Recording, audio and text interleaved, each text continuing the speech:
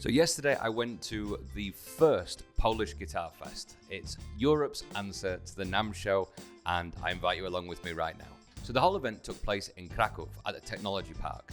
Now that's about 17 minutes from the airport or from the market square in the center. So to put that into perspective on a map, you've got market, castle, dragon, airport, guitars. Now there was loads and loads of stuff. There's more than I could show you in this one video, so this is more my highlights, things that I found interesting on the day, and a few interviews with people that were kind enough to spend the time with me. So the whole place was really split into 3 main areas with 2 smaller areas on the side. Now the first area is the main hall. Everything felt organized, there was no problems getting in. It was nice, relaxed, friendly. They gave you your name badge, wristband, and you're good to go. First step into the main hall. Now there were loads of guitars, pedals, pedal board manufacturers, and the first place that caught my eye was Fat Cables. The quality of these cables, fantastic, and the colors really, really eye-catching. And some of them were quite unique, such as the 2 XLRs that run into a single cable with incredible shielding round. As soon as you walked in the door, the first place that you saw was Bear&Snake Axes. Now that really stood out because on the wall they had such beautiful art pieces for guitars. And originally I thought they were hand painted until I spoke to the creator of them. They're high quality prints as a vinyl wrap. But I got so close and I couldn't even see a single pixel in the printing. It was incredible. It's the kind of vinyl wrap that you would get on a car, that kind of thing. Okay, I'm Chris,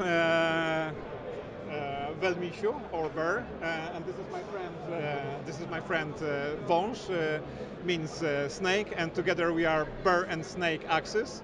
And what we do is guitar customizations. So we actually can print anything that client would like to have on their custom guitars, and we have a unique technology. Basically, we wrap guitars as if they were cars. But what we do, we have like a special technology for high-resolution printouts, and the wrapping is super strong, so it's durable. But it's also reversible. So if you get tired of your guitar, you can change the, how it looks, and turn it into something new. In the middle of that interview, we had to stop for a second because there was a massive commotion. The next stall down was RUF Guitars, and they had 2 guitars laid out on the floor, which people were absolutely destroying. Some guy with arms like tree trunks had just smacked the guitar as hard as he could straight onto the ground to try and break it. Welcome to our booth. We are RUF Guitars from Poland, and what we do, we basically make carbon fiber composite guitars that are filled with a special filler made in our company called Rufane. And what can I say about our guitars? Well, we started doing composite guitars mainly because we wanted to have very stable and instruments that will stay that way for a very long time. We make a setup at our company, we send it to our client in, let's say, New York or like anywhere else on earth, and they basically get the same setup we provide them at our company. So the way we do that, we use carbon fiber. It's very stable, very durable material that can deflect a lot without breaking. So one of our favorite activities during the shows is basically standing on the guitars like this. Some people manage to damage the side of the guitar as well, which is super cool with us. Probably we're gonna do some very interesting build out of it. Just need some repairs over here. But the neck is still intact. So yeah, what else we do? Because we have completely different technology from like other manufacturers. We have to somehow substitute the things that normally manufacturers can do. For example, they can change the wood they're using. We cannot really change the type of the composite we are using because we are sure that carbon fiber is one of the best options right now when it comes to making composite materials. But what we can do, for example, I will show you, is so we have different fabrics we can apply to our outer layer of the composite shell. So in this case we have some kind of a camo. Other than that, I'll show you. So this guitar some people were saying, yeah, there's some special thing about the wood in the guitars. They love the look of the guitar, the wooden guitar. And in our case, we said like, hey, we can provide that. We just applied veneer, like wooden veneer, beautiful wooden veneer on the top of our carbon guitar. And so the neck is carbon fiber and the body as well, the whole thing? Let me turn it back. Ah, now you can see. Yeah, that thing. So there you have it. Other than that, we are perfectly normal guitar company. Maybe not normal, we are not normal people, but I gonna say that we are very unprofessional, but our guitars are very professional. So at RUF Guitars, I spoke to a guy called Rafael, who is incredibly knowledgeable. He was telling me about how he's studying his doctorate, his PhD in acoustic science, and how he's applying that to the guitars that he's manufacturing. Now, it was quite off-putting when I first spoke to him because he's got his guitars laid on the floor with children jumping on top of them, people hacking away at them with chisels. I mean, like, there was a guy tap dancing on his guitars, and they were fine. The only thing that broke was actually it punched through into the control cavity, but like I said, that was that guy hitting it as hard as he could on the floor. Behind RUF Guitars, there was the Jolana stand, and the guys there were absolutely fantastic. They took me through the details, they showed me the old models, which would have been from the 50s and 60s, the model that Billy Gibbons had seen and said he wants one of those done as a new model, which is now his custom one. And they even told me about some of the more custom ones that they've done, such as the black one, which had, I think it was an EMG pickup, no volume control, no tone control, just an off and on switch, and it was just balls to the wall metal guitar. In the interview, he talks about how there was Jimmy Page, Eric Clapton, and some other legends that were using these guitars in the past. He got his phone out and showed me the WhatsApp messages he'd been sending to Billy Gibbons. And it was all these incredible pictures of like a young Jimmy Page playing these guitars. Hi, my name is Alex Becker from Jolana Guitars. Jolana Guitars has a big history. Jolana Guitars was famous back then behind the Iron Curtain, when Czech Republic was still called Czechoslovakia. We started out in the 40s and 50s and built guitars mostly for people in the East Bloc. And nowadays we resurrected that company and making high quality handmade guitars now also in Czech Republic again. Our old Jolana guitars, for example like the Grazioso or other guitars, they have been made famous by people like George Harrison, Jimmy Page, or even Eric Clapton, because back then young aspiring musicians in the UK couldn't afford the Gibson, the Fenders or the Höfner guitars. So Selmer, the UK distributor, then basically imported our instruments and rebranded them under the Futurama Resonet brand. And this is how our Czech guitars came into the hands of famous musicians. And now we are making more guitars. And for example, our newest product, if you turn around, everybody of you knows ZZ Top, Billy Gibbons. This is the new Billy Gibbons guitar made in Czech Republic. And can you imagine one of the biggest guitar players, greatest, the nicest guy, playing a guitar made in Czech Republic? So we are very happy, and today was the first time of the Poland Guitar Show. It was such a success, so many nice people, and we're looking forward to be here next year again.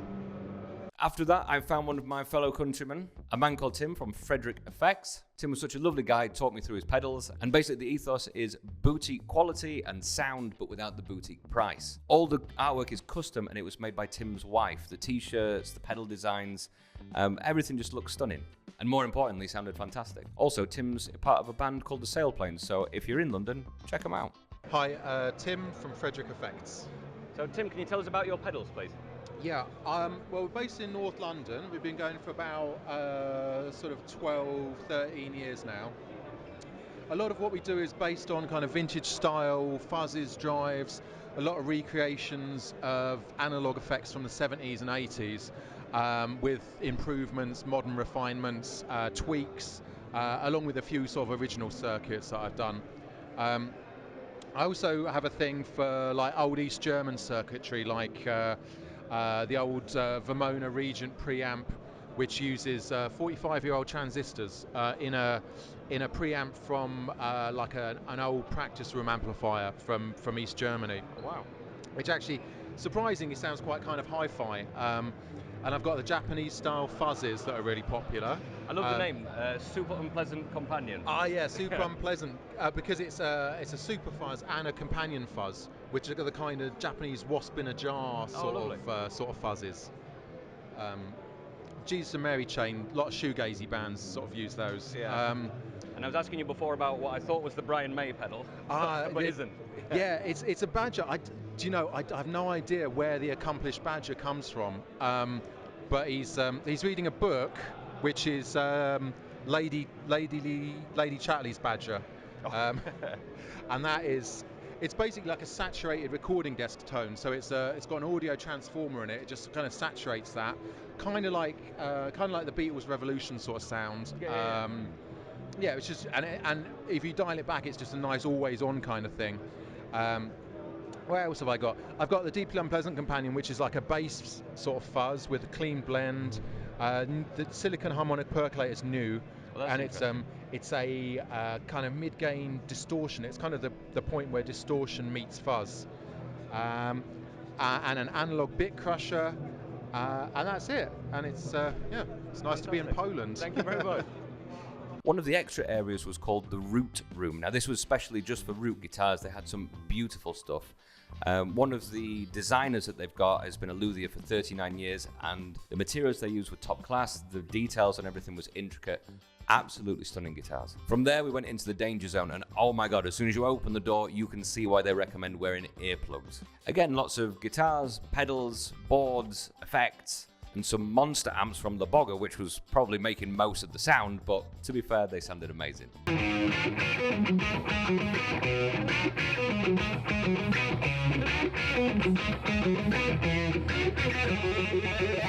One of the guitar manufacturers that really stood out in here was Fryta Guitars. Now, I spoke to the owner of the company, and he's got some stunning guitars that he had on display. And they weren't painted, they were all hand oiled, and it just made the grain of the guitars pop. Some of them were even, I don't know exactly how he did it, but they would glow in the dark, and the grain of the guitar would be accented in a way it actually looked like flowers. If you check out the Fryta Guitars on Instagram, there's some amazing pictures of them. Now in the Danger Zone there was Cros Audio, and they were showcasing something called the Rod amplifier. Now this was super cool. This was analog circuitry, but with digital control. Now this you could plug from the analog circuitry, digital control, through a Cat5 Ethernet cable into your DAW. Whatever you do on the amplifier changes in the DAW, and vice versa as well. You could even do your project, save it, and then reopen it, and it'll load the effects back to the amp. And the sounds, he'd modeled it on with the big four, obviously, so we're talking Marshall, Fender, Vox, Matchless. But he did say that there's future updates coming which will keep it going and expanding further and further. I think you really should look out for this company. The product was amazing. Hi, my name is Chris. I am leading Cros Audio. We created ROT, the amp that is a combination of analog, beauty of analog sound, and flexibility of digital domain. Take a look at that. That's the amplifier, so you or any user can pick out from models or circuits of classical analog amps, and when you are choosing one, the circuit is adopting, switching, so at the end you have an analog sound of a real amplifier. On top of that, you can connect it and store your presets in a DAW, so you can always recall them very fast, not to lose time and energy for, tweaking with equipment, because it's all about music. Thanks very much. Check us out on crossaudio.com. See ya. So the other extra room, which wasn't really available to everyone, was for the masterclass. Now, for this event, they'd organised Jack Gardiner. And if you don't know who Jack is, you need to check out his playing, his YouTube channel. He is one of the best educators and performers that I've ever met. And he's also a thoroughly nice guy as well. So the masterclass was 20 guitarists all in a room. We were talking about fretboard visualization, guitar techniques, pretty much anything that just came out as well. After that, Jack did some private lessons as well, which I had one with him. We focused on chord tone soloing, which is something I'm really trying to nail at the moment. And Jack gave me two really amazing bits of advice. The first one was practice, which he was talking about limitation exercises, which I'll be doing something about on the channel because it's really made an impact on my playing already. And also, he said, you should never be the best guitarist in the room. Always try and play with musicians better than yourself. Otherwise, what are you going to learn? Okay, so the final big room was the Lucille room.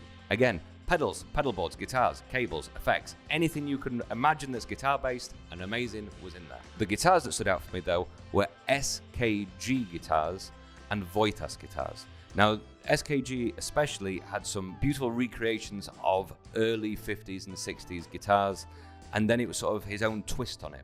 And this, I know it's Marmite, you love it or hate it, but this was some of the best relicking that I've ever seen. With the Wojtas guitars, I managed to get up close and really touch the finish and see how it looked.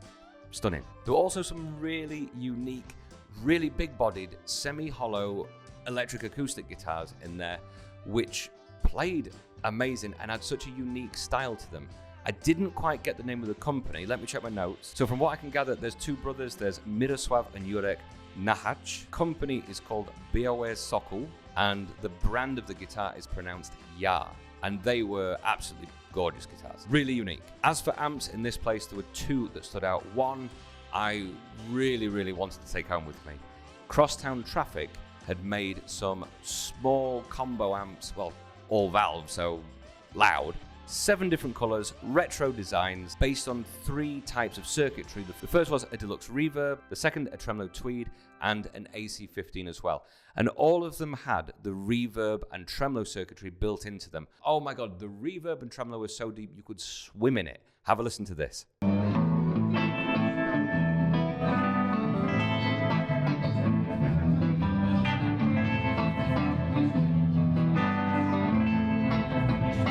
And thank you to Marek, who showed me around, Marek Mieszkiewicz. Crosstown Traffic amplifiers, please do check them out, especially this new model that brought out. To the right of Crosstown Traffic, there was D-Tone amps, so D obviously meaning Dumble.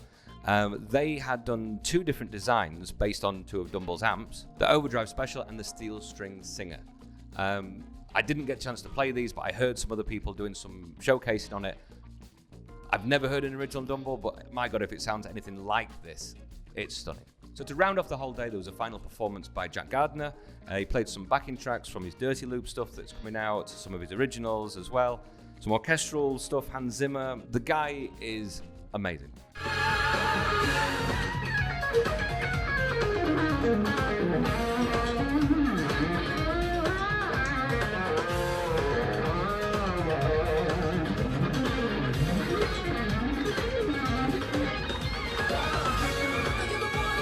To finish it off, I managed to speak to Adrian for a short time, who is the organizer of Poland Guitar Fest, and just basically asked him to tell us a little bit about how it all started and how he thought it went.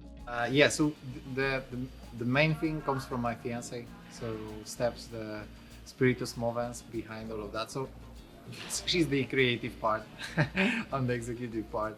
But basically the thing is that we don't have that sort of event in Central Europe. So probably the nearest one will be, except for some small thing in Prague, there's Guitar Summit, and there's like, you know, the UK guitar show and that. So first we started promoting the event for the brands. So we wanted to gather the exhibitors. So the idea was maybe a year ago, then 6 months prior to the event, we started reaching out to exhibitors. We book up all the spots. So it's like 40 plus spots, 50 plus brands, quite fast. Pretty much in 2 months we were booked for that. Just fast forward to today, there was a lot of disappointed people because they couldn't buy the tickets. So yeah, I'm sorry for these people, and really I can say I'm sorry. The limit was, you know, set by the venue, so we couldn't really go much higher. And after it's been sold out, we wouldn't make any exceptions because that wouldn't be fair to anyone. So, you know, all in all, the idea was to just gather and show that something in Poland is going on and the guitar market is strong. So I think we succeeded in that. Now, obviously, I've no idea how things went behind the scenes, but from my point of view, the whole thing ran smooth. Everyone was walking around with smiles on their faces. It was just such a warm place to be for the day, full of people with a shared interest, and just an absolute pleasure to go to. Now, Adrian has got a business which is based in Krakow. It's called String Taste, and it's a guitar shop combined with a coffee shop. So if you are out and about around Krakow, if you come for the day, please do visit him, say hello, and ask him all about the Guitar Fest. I'm sure he'd love to meet you. He's about a 30-minute walk from the Rynek, the market square, or if you're doing the tour of Krakow, he's 5 minutes walk from the Schindler factory. Well, that's it. Thank you for watching, and if you can go to it next year, I recommend you do. I think this is going to get bigger and bigger each year. This was year 1, and it was super. One final thing, if you've enjoyed the video, please do consider subscribing. I know 97% of people that watch aren't subscribed, and if you could, I cannot tell you the difference it would make to me having some more subscribers. So thank you very much. Cheers.